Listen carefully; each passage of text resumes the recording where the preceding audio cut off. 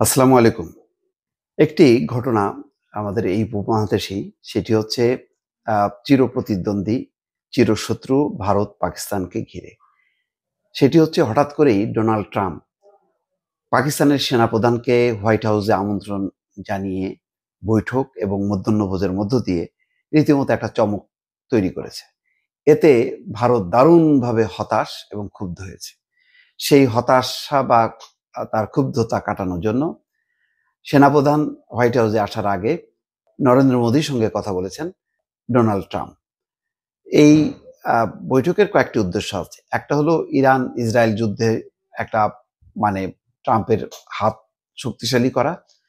আরেকটা হচ্ছে পাকিস্তান ভারতের মধ্যে মধ্যস্থতা যেটি করার আশ্বাস দিয়েছিলেন, সেটি করার মধ্য দিয়ে তিনি একটা সফলতা দেখাতে চান। কোনো ক্ষেত্রেই যখন ট্রাম্প ভালো করতে পারছেন না, অন্তত পাকিস্তান আর ভারত নিয়ে যে সংকট কাশ্মীর, সেই কারণেই হয়তো ডোনাল্ড ট্রাম্প সেনাপ্রধানকে ডেকেছেন।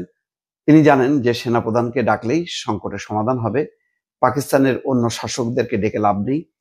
তারা চাইলেও সেনাপ্রধান যদি না চান তাহলে হবে না। সুতরাং জায়গা মতো তিনি হাত দিয়েছেন এবং যুদ্ধবিরতির সময়ও খেয়াল করেছেন আমেরিকা কিন্তু কথা বলেছে সেনাপ্রধানের সঙ্গে। সেনাপ্রধানের সঙ্গে কথা বলেই যুদ্ধবিরতির সিদ্ধান্ত হয়েছে এবং সেনাপ্রধানও সেটি সম্মতি জানিয়েছেন।